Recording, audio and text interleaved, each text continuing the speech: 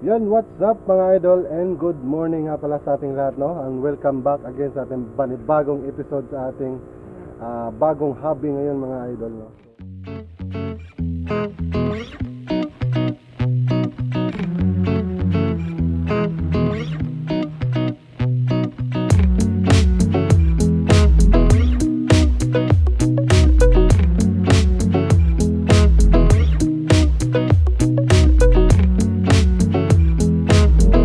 Today mga idol, ang gagawin nga pala natin ngayon mga idol, no, i-update ko lang kayo konti sa ating munting palaisdaan ngayon.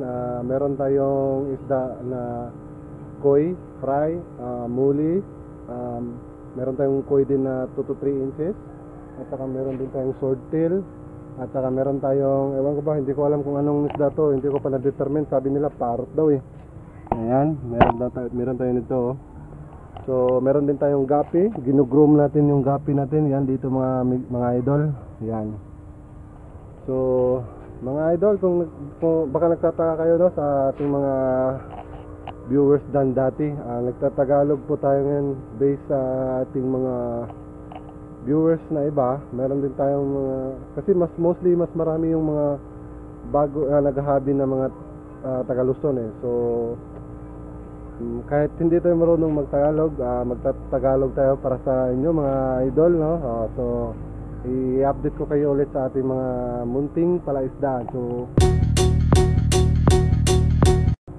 idol, dito nga pala sa ating munting palaisdaan, i-update ko kayo dito soon. Meron akong gagawin project dito na siguro 6 by 3 by 2 na concrete pan soon. Pag magkakapera ako, I think this month bago matapos tong November, siguro ma-assemble ko na yung ano dito, concrete soon, no? Soon. Sana pagpalain tayo ng juice na magkaroon tayo ng pera this month, kasi meron din ako inaantay na pera eh. So yun yung ipang puhunan ko sa magiging concrete na pan natin, no?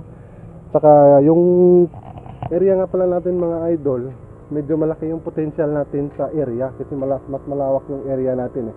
So yung nakikita nyo dyan sa area natin dyan guys, so dati pala nag-garden kami ng misis ko. Yan nakikita nyo, yan dito meron pang natitirang kamatis at saka bell pepper, kasi dito yung growth area namin sa mga gardening namin, no? So pagkatapos mag-grow ng garden namin dyan, dito naman namin ilalagay, dito namin ang kung sa isda pa, grow out tank. So dito naman yung pinapalaki. So ito, pinimaintain naman namin to. So sa mga nakasubaybay sa akin sa YouTube channel, sa dating video ko na gumawa kami ng garden, nilinis namin to buo. Yan, ilalagay ko yun dyan. Ito, dyan sila. Yan, yung mga videos natin dyan. Yan yung mga videos natin yan, panoorin nyo lang, gardening natin 101. So ito din mga idol, so pag ano, pwede na namin tong lagyan ng isda soon. Malawak din kasi tong medyo area ng misis ko. Saka dito, basta marami akong gagawin dito hanggang doon sa likod. So sa likod naman, siguro after nung concrete na tawag dito mga idol, yung concrete na pan natin doon ay paplano this month by the end of November, bago matapos baka ma-start na yon. So dito naman ang susunod nating plano. Bali dito mga idol, ang gagawin ko lang dito sa likod is trapal na pan. So trapal na pan, tapos maglalagay tayo ng trapal din na bubong para hindi naman direkta sa araw yung mga isda natin, no? So dito meron din kami mga talong dito mga idol, saka meron din akong manok. So soon, balang araw, in God's time, in God's perfect, ko ibibigay man sa atin ng Panginoon, no? So dito meron bakanting malaking lote. Kung sakali man pumatok tayo at mapaparami natin yung koi na binili ko na fry, so balang araw pag mag-breeding, magbe-breed na ako ng sariling koi at saka goldfish, dito hihiramin ko tong isang bakanting area na to, kasi sa tita to ng asawa ko. Hihiramin ko, gagamitin ko, gagawin nating mud pan soon. So hindi na yan ginagamit to. Dati ginawa namin itong balibulan, no? So natigil. Yan na nga. So kung nakita nyo naman yung area natin mga idol. So hopefully soon makamit natin yan yung mga plano natin, no? And manalangin lang tayo sa Panginoon. Sana maibigay kasi nag-umpisa na tayo. At salamat din sa kay shout nga pala kay GBM Aquayard, no? Isa din siya na sa nagpa-inspire sa atin na gumawa ng mga ganitong klaseng gawain na pag-iisda. Basta dati naman yung elementary pa lang ako, nag-iisda na talaga ako. Tapos yung 2010 kaka lang ng asawa ko, kakalibin lang namin noon. Doon nung maliit pa yung hindi pa pinanganak yung panganay kong anak, nag-isda ulit ako noon na mga nag-start ako gapi din ulit, mga gapi, mga muli. Bali sinet up ko siya sa loob ng tangke. Ayan, ipapakita ko sa yung mga clip. Yan yung mga isda ko dati. So ngayon natigil lang. Medyo dati naman talaga nag-iisda na talaga. So matigil-tigil lang kasi gawa ng sa panahon. So ngayon sa ngayon wala na akong trabaho, so plano ko ulit mag-focus ulit sa isda. So ito na nga, nag-start tayo sa maliit. So yung pan, ito yung pan natin. Comment lang kayo mga idol kung pangit ba. Pinaghalo ko kasi yung fry ng koi at saka fry ng black muli natin. Kasi timing kasi nung kumuha ako ng mga fry ng muli, timing din nanganak yung golden dust muli natin. So nauna kasi yung mga mulis natin at saka shorttail 1 month ago. So yung golden dust muli natin yan. So yan yung golden dust muli natin, nanganak yan.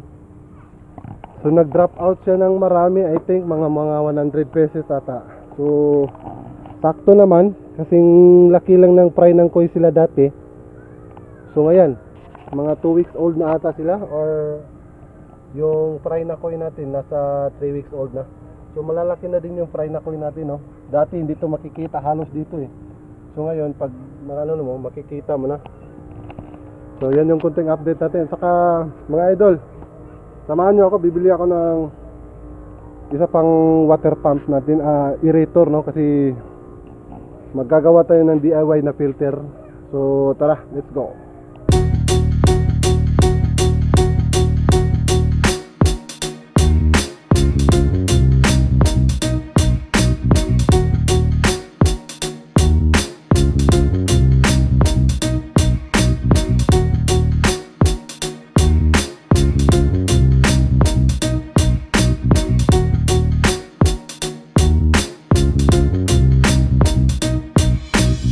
Good day mga ka-hub, mga idol. Bibili tayo ng dito mga idol, no?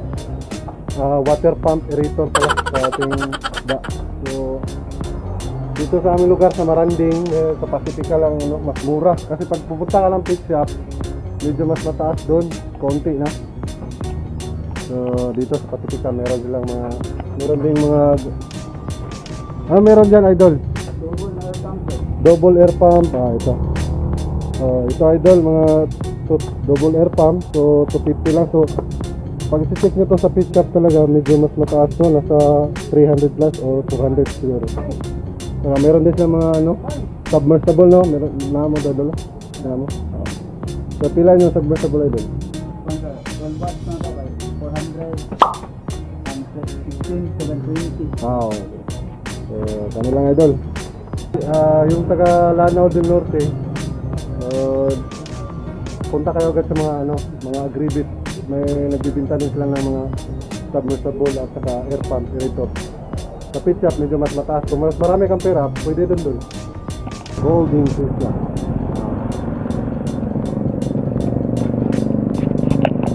Yan mga idol, dito nga pala tayo ngayon sa pit shop sa Maranding. Ma'am, okay ra mag-video?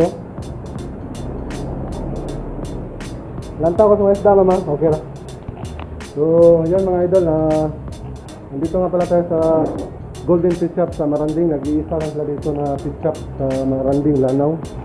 So marami silang isda dito mga idol. Yan, may mga koi. Meron silang mga koi. Siguro 60 pesos ang isang koi. So kung dalawang bibili nyo, 100. Meron din silang mga ping pong goldfish, 75 pesos. Saka dito meron din goldfish din. Saka dito merong gapi. Yan meron silang oranda goldfish, breeder size. Yan, mga breeder size nila, mga 180 ang isa. 5 pieces for 280. Yan, oranda. Yan, meron silang rosy barb at saka gapi. Black tetra nila 20 pesos by 10 pesos, 150 pesos only. So rosy barb 15 pesos. Not bad. Yan. Red cup 250. Yan mga idol. Nag-iisang pet shop dito sa Lanao, sa Maranding. Meron din silang platinum pearl na angel fish. Uy, maganda to kuha ko swordtail. Uy, mas gusto ko ng ganitong breed wala akong ganito So dito yung kukuha ito, next time bibili tayo nito. Mga idol, wala tayong kuha ko swordtail doon na breed. Siguro babalik ako next time dito. Bibili ako ng kuha ko breed swordtail. Wala akong kuha ko breed swordtail. Saka marami din sa mga product.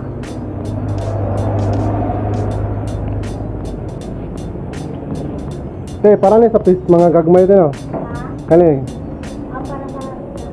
Gagmay na. Mga gapi or kanang mga bagong anak. Pora pa na Gapi food 30. Okay. Pangbita. Tapos like colored pellets. Prasa ka ng colored pellets.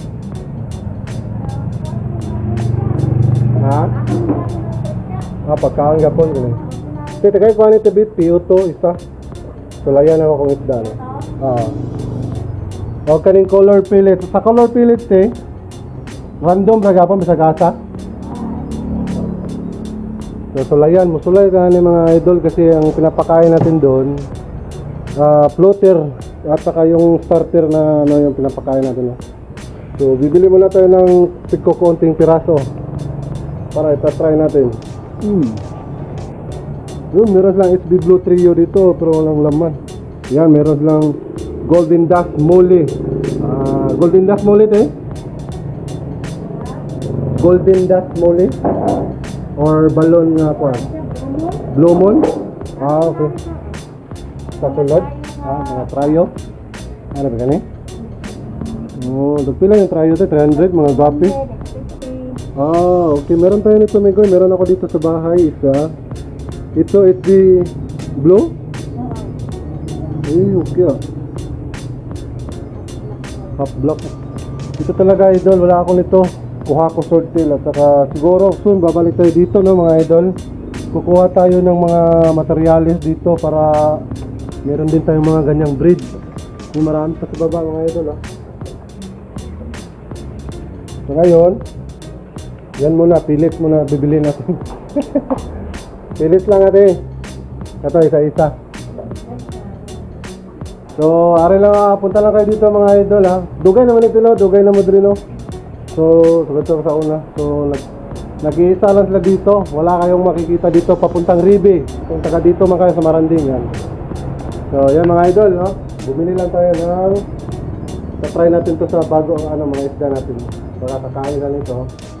Kasi piyoto, maganda dito ang piyoto At saka colored pellet, lutaw man ito lutaw na siya. So thank you mga amigo, bisitahan lang niya ang Golden Pet Shop dito sa Maranding okay. So mga idol sa pagbili ko kanina ng gamot para sa anak ko kasi may lagnat doon sa pharmacy hindi ako nagbablog pero nakakagulat, nakikilala unti-unti na tayo nakikilala doon yung mga tindera doon. So sabi ng isang tindera doon, "Uy, ikaw man tong vlogger dito sa Maranding." So sabi niya, ikaw pala yung vlogger dito sa Maranding So big shoutout nga pala sa lahat ng mga tindera, pharmacist at owner ng Bulaklak Pharmacy. Big shoutout ng lahat dyan So salamat at nanonood pala kayo ng vlog ko. Yan. Tara idol, mga idol, tara. Set up na natin mga idol, set up na natin set up na natin to. Yan.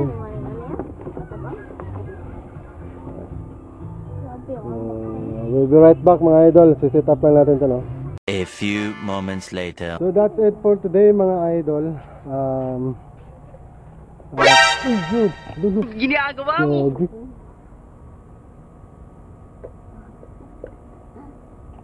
Gagi. Sira agad eh, no? So, yung nagawa nating DIY filtration. Tara, video doon pa doon.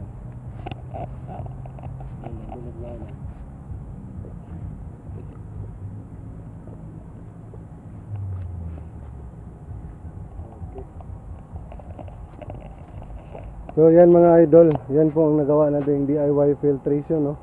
So balang araw i-upgrade natin yan soon, but not for now because wala pa tayong budget. So hope you enjoy this episode mga idol, yung itong bagong hobby natin. So don't forget to click and subscribe, hit the notification bell para update kayo sa ating mga bagong videos. Kung ano man meron tayong i-update sa ating at i-upload sa ating YouTube channel. So, see you in the next vlog mga guys.